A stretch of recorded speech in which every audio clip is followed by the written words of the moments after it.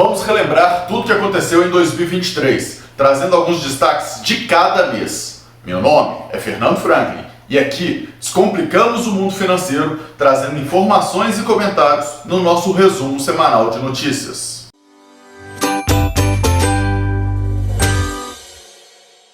Então vamos lá, vamos começar falando de forma geral. Toda semana eu trago para vocês a pesquisa Focus e eu sempre destaco que é importante a gente acompanhar o direcionamento dela. Por quê? Porque se você pegar a primeira pesquisa para a última, você vai ver grandes diferenças aí, especialmente se você olhar o IGPM, que saiu de 4,55% para uma deflação de 3,36%. Em outros anos a diferença não ficou tão grande, mas o importante aí é a gente tentar entender a direção para pegar o otimismo versus pessimismo do mercado. Tá bom, pessoal? Então vamos olhar isso aí. Mas vamos lembrar aqui de outros fatos interessantes que ocorreram. Começando aí com janeiro, né? Que o Ibovespa primeiro ele abriu o ano a 109 mil pontos, chegou a bater 103, ou seja, começou caindo ali, depois fechou e aumentou em 113 mil pontos.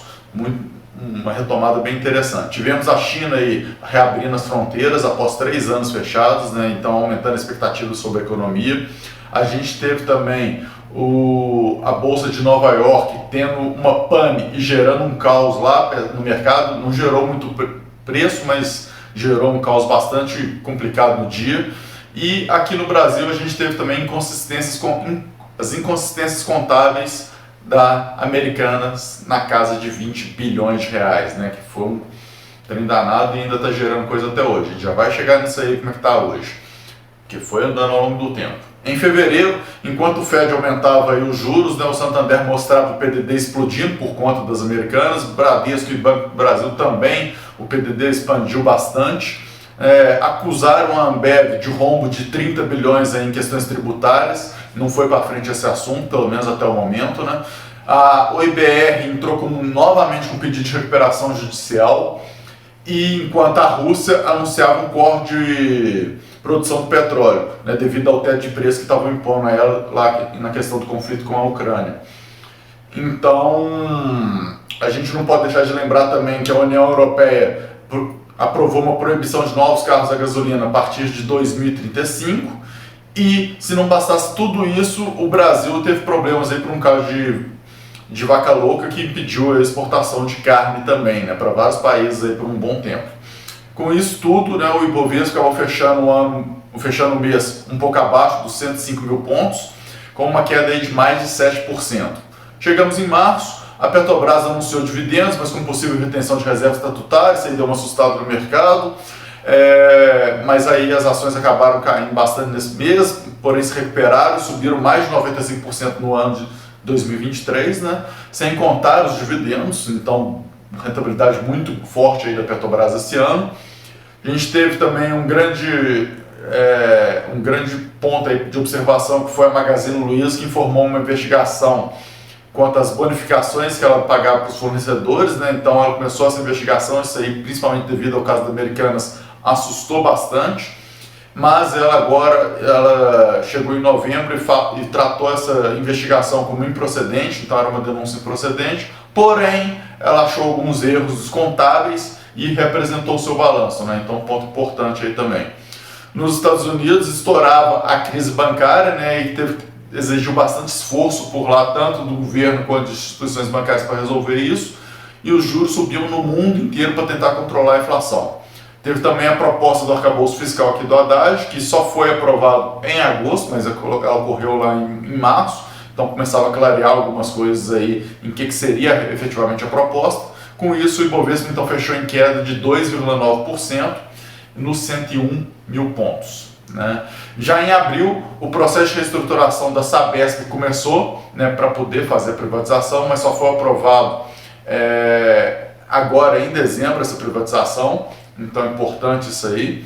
E ainda falta efetivamente privatizar, né? Só foi aprovado na Assembleia, falta fazer todos os trâmites e efetivamente vender. Então ainda tem aquela questão que eu comentei, vale a pena olhar aí nos vídeos, sobre a aprovação aí do município de São Paulo. Mas as ações da Sabesp subiram 35% nesse ano, da mínima que foi em abril foi mais de 65%, né? Então bem interessante também o retorno aí da Sabesp com essas notícias que tiveram. A China divulgou PIB acima do esperado e a Vale divulgou que a produção do primeiro trimestre dela também ficou acima do esperado. Então foi importante isso aí. O Ibovespa acabou fechando em alta de 2,5% em 104 mil pontos. Passando para maio, o Fed aumentava a taxa de juros pela 10ª vez seguida e a inflação começou a reduzir. A Petrobras acabou com o PPI, né? Então um ponto importante que estava preocupando aí o mercado, como é que seria isso, mas retirou essas incertezas a partir do momento que definiu. E o Ibovespa acabou fechando aí com 3,7% de alta a 108 mil pontos. Em junho, os juros continuavam subindo pelo mundo, mas os Estados Unidos interrompiam sua alta e isso aí trazia um pouco de alívio para o mercado. A gente sabe que o mercado dos Estados Unidos é o que manda ainda no mundo, né? Não tem jeito. A China reduzia as taxas dela internas e ampliava o crédito para estimular a sua economia, também impulsiona bastante aqui. E para ajudar, com chave de ouro, a gente teve aí o rating Brasil, que foi pela S&P, né, que mudava a perspectiva de estável para positiva, e aí já valia a pena a gente lembrar aqui, né, que dezembro aumentou a nota de BB- para BB, né, então o S&P fez essa mudança agora em dezembro também, importantíssimo. O Ibovespa então subiu 9% no mês, fechando aí em 118 mil pontos. Em julho, a reforma tributária foi aprovada na Câmara, mas com idas e vindas só foi promulgada agora em dezembro. Não é ideal, a gente sabe disso, mas um primeiro passo importante para o Brasil. Começa a definir uma simplificação tributária que é fundamental, mas os efeitos ainda vão demorar muito a aparecer, porque só para 2026 que começa a ter alguma coisa e demora bastante tempo ainda para terminar. A gente já falou disso lá atrás. E o Fed ele voltou a aumentar a taxa de juros. A Vale realizou a venda de 13% da Vale Base Metals, né, e destravou um valor grande da Vale Base Metals para o mercado. Inclusive, no mês a Vale subiu mais de 5%, é interessante a gente ver isso aí, como que algumas notícias impactam bastante. Além disso, o IGPM e o IPCA começaram a subir novamente aí, e até hoje, né, a gente está em dezembro, continuaram subindo aí, não pararam. O Ibovespa então fechou o mês com um pouco menos de 2% de alta a 121 mil pontos. Em agosto o Ibovespa até tentou subir, chegou a bater 122 mil pontos, porém não aguentou, fechou em queda de mais de 5% a 115 mil pontos. A Fitch rebaixou a classificação de crédito dos Estados Unidos já para AA+, né? Isso é um ponto importante aí, e a inflação também nos Estados Unidos voltou a subir. O governo de Minas chegou a apresentar uma proposta para facilitar o processo de privatização de empresas, né? E no caso principalmente CEMIG e Copasa, né? Que é o que mais interessa para o mercado. Porém, a gente terminou o ano com o mercado temendo aí uma federalização dessas empresas e não a privatização. A gente ainda tem que esperar 2024 para terminar essa novela aí, para a gente ver como vai ser, tem essa questão da dívida de Minas Gerais, mas, por outro lado, o Copom iniciou os cortes de juros, seguindo aí 0,5% a cada reunião até dezembro.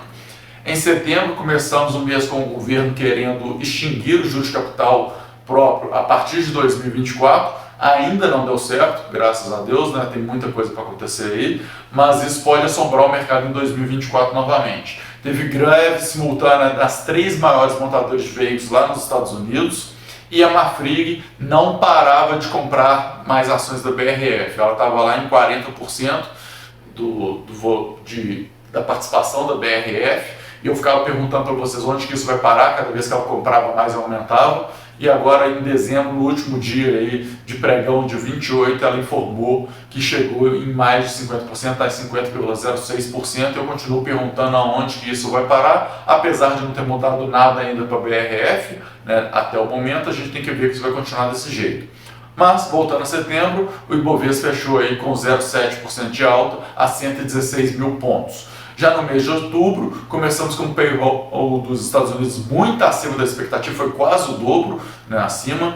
A livraria Saraiva protocolou um pedido de autofalência, que muito triste uma notícia dessa, mas faz parte, né, dos negócios e do tipo de evolução aí tecnológica que mudou muito o foco de livros para a internet, né, e ela não conseguiu acompanhar. A gente teve também o conflito entre Israel e Hamas, com uma nova escalada, que também colocou um pouco de sinal aí de alerta aí. A Venezuela anunciando um plebiscito para anexar 70% do território da Guiana, que foi aprovado em dezembro, a gente falou disso lá em outubro, falou que era para dezembro e foi aprovado. Aí agora o mundo também se movimentando em torno disso também, para poder ver como que vai acontecer esse movimento. Tem muita coisa ainda para acontecer que a gente vai ter que acompanhar em 2024.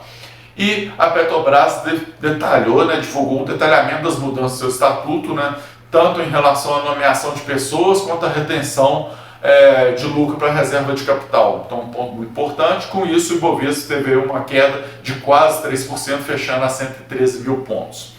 E finalmente veio novembro, que foi o mês da salvação da rentabilidade. Até o fechamento de outubro, o Ibovespa acumulava menos 3% de alta no ano. E você via todo mundo falando que o CDI era isso ou era aquilo, e todo mundo focado lá no CDI. Mas novembro mudou tudo, foram mais de 12% de alta. O Ibovespa fechou nos seus 127 mil pontos.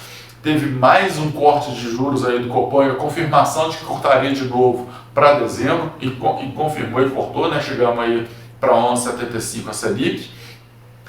A Americanas finalmente conseguiu representar o seu balanço de 2021, e isso reduz bastante certeza sobre o cenário que a Americanas vivia, ainda que o número tenha sido bem ruim, pessoal? E a gente teve também o grupo de Casas Bahia correndo aí para poder apresentar seu plano de transformação, de reestruturação necessária aí. Chegamos em dezembro, a Americanas conseguiu finalmente aprovar seu plano de recuperação, importantíssimo. A Casas Bahia acelerou um grupamento de ações na tentativa, e parece que vai dar certo, de não sair do índice Ibovespa, a última prévia do Ibovespa mantém a Casas Bahia lá dentro, então parece que foi bem sucedida essa tentativa. A Braskem entrou no radar das notícias aí com o caso da cratera lá de Maceió, então um cenário ainda complicado, tem muita coisa para desdobrar. Vale lembrar que a mina estava desativada há bastante tempo, salvo engano, em 2019, e a área evacuada também, então esse é um ponto importante, com muita gente já indenizada. E a gente teve aí a grande notícia, efetivamente, aí foi o Fed, que sinalizou o fim do ciclo de alta dos juros. Isso aí deu uma impulsionada, especialmente no dia que o Fed sinalizou isso, mas para o mês inteiro. Então, muito importante essa sinalização de fim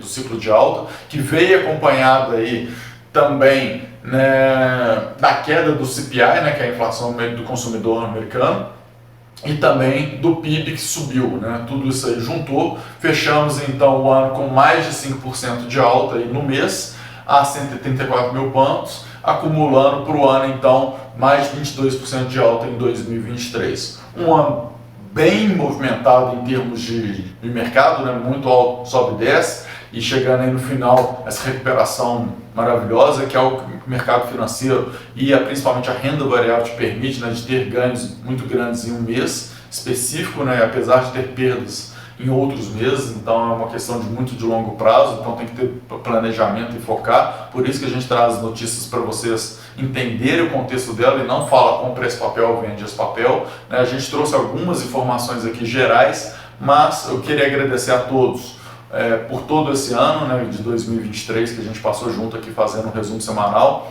além dos podcasts que a gente faz lá no Spotify, e foi muito bom.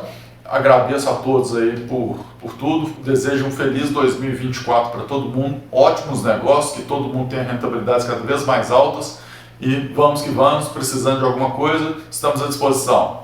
Até mais, tchau, tchau.